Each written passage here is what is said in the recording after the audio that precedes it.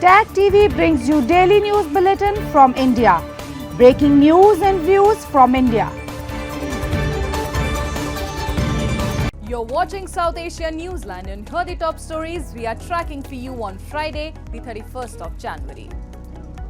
India's budget session kicks off with President's address and economic survey.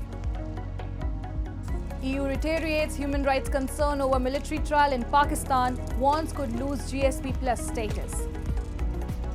And Nepal's indigenous Tamang community celebrates Year of Snake.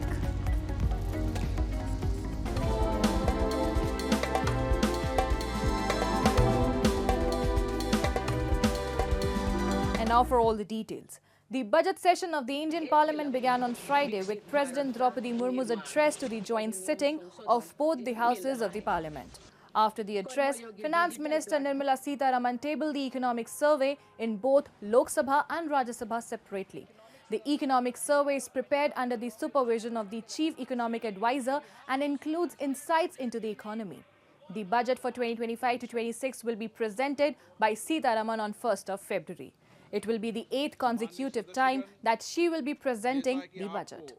Meanwhile, in his customary address, Indian Prime Minister Narendra Modi took a jibe at the opposition and said that it's the first time since 2014 when no attempt from abroad was made to stoke trouble in India before the start of a session. With his government tabling its first full-fledged budget on Saturday in its third term, Modi said he prayed that goddess Lakshmi, who was associated with wealth, will bless the poor and the middle class. शायद 2014 से लेकर अब तक शायद ये पहला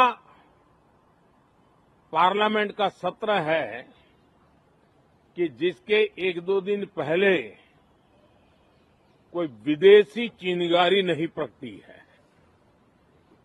विदेश में से आग लगाने की कोशिश रही हुई है।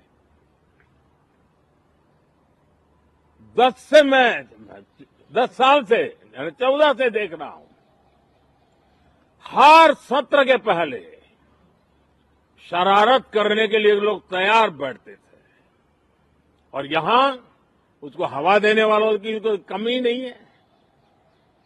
Meanwhile, Congress Parliamentary Party Chairperson Sonia Gandhi, reacting to Murmu's address, said that the president could hardly speak, poor thing, and was getting tired while speaking.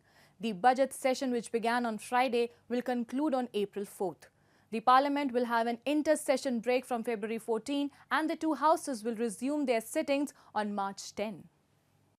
At least 2 terrorists were neutralized by Indian Army personnel in Poonch district of India's Jammu and Kashmir on Thursday night. Troops picked up the movement of the terrorists trying to sneak into Indian territory from across the LOC, leading to the gunfight, officials said. The army has recovered a number of weapons and a wall-like store. The operation was still underway till the last reports came in. A day earlier, security forces carried out searches at 25 locations in Rajouri district in order to trace and apprehend overground workers of the terrorists. The overground workers act as eyes and ears of the terrorists by providing them with logistics support, ferrying weapons from place to place and watching the movement of the security forces for the terrorists. Amid the military court judgments against civilians in Pakistan and concerns by several countries, the European Union has once again raised alarm over the military trials.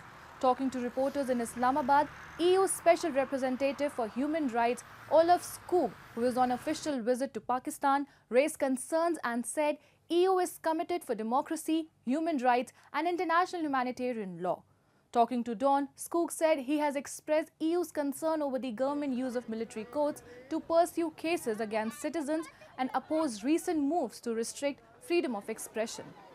He said, you can't restrict freedom of expression just to protect the politicians, authorities or the system from being criticized, as he highlighted the ongoing protests by journalists and opposition parties against the amendments to country's cyber law. This comes ahead of the key GSP Plus mission's visit to the country. Pakistan has been a GSP Plus beneficiary since 2014, giving it reduced tariff access to the EU market for a wide range of products. However, EU has raised concerns about human rights violations, particularly regarding press freedom and minority rights, a key condition for GSP Plus status, leading to concerns that Islamabad may lose the beneficiary status due to non-compliance. Days after US President Donald Trump suspended the refugee settlement program, a group of Democrats have urged the Trump administration to change the decision. In a report, the US-based media portal Politico said the Democrats, lawmakers of the House and Senate Judiciary Committees and immigration subcommittees have urged the Secretary of State, Marco Rubio, use his leverage and restart the resettlement program. In a letter signed by Jamie Ruskins, Dick Durbin, along with Pramila Jayapal and Alex Padilla, the lawmakers argued the order by Trump threatens to deprive refugees already in the United States of the vital assistance service, which helped them to rebuild their lives in the US. They added 32,000 Afghan refugees scheduled to be resettled in the US by 2025 still qualify for government support, which they said does not qualify under foreign development assistance as it helps people in the US rather than abroad. The stop work orders undermine legal obligations that the department has entered, increasing new arrivals, vulnerability to homelessness and food insecurity at a time when they still have no lifeline for support, the letter added. More than 16,000 Afghans cleared by the US government to resettle in the US had their flight cancelled after a decision by President Donald Trump's administration to halt visa processing for refugees. A crackdown on immigration was a major promise of Trump's victorious 2024 election campaign, leaving the fate of US refugee programs up in the air. His executive order, signed hours after he was sworn on for a second term, said he was suspending refugee admissions until programs align with the interests of the United States because the country cannot absorb large numbers of migrants without compromising resources available to Americans. And students are preparing to form a political party and are organizing people across Bangladesh, Chief Advisor Dr. Muhammad Yunus has said, according to reports. When asked about the upcoming general elections, he said, "This is a good time because always I'm protecting the unity of the nation. I do not want to depart from that." In this context, he said one possibility was that students themselves would form a party. Yunus mentioned that when his cabinet was being formed, he included 3 students in his advisory council. Political parties have repeatedly urged the interim government to proceed with the election. After former PM Sheikh Hasina fled to India last August following a students' uprising, Muhammad Yunus, a Nobel laureate, took over as the chief advisor of the interim government. Earlier this week, his press secretary indicated the election may be held in June next year following reforms which could take nearly 6 months. Moving on.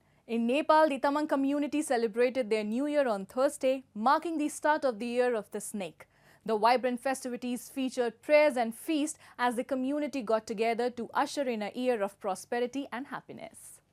From dancing shamans and the parade of Buddhist monks to a big cutout of the snake hissing as the design of stage, Nepal's indigenous Tamang community on Thursday, with much fanfare, celebrated their New Year Sonam Losar, marking it as the Year of the Snake.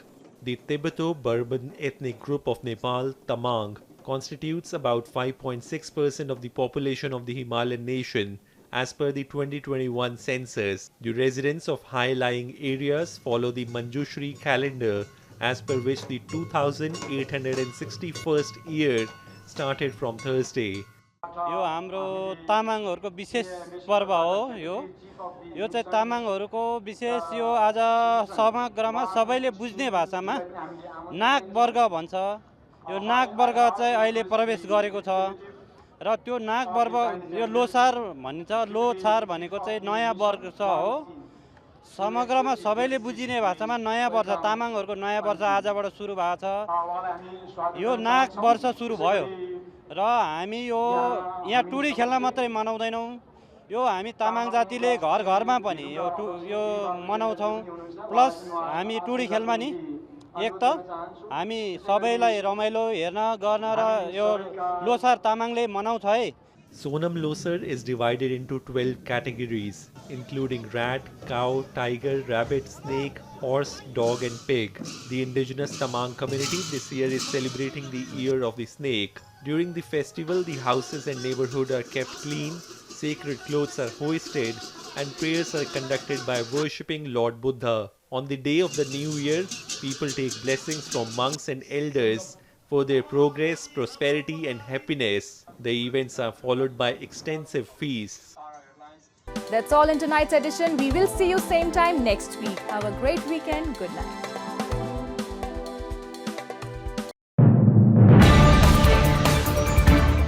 Tag TV brings you daily news bulletin from India.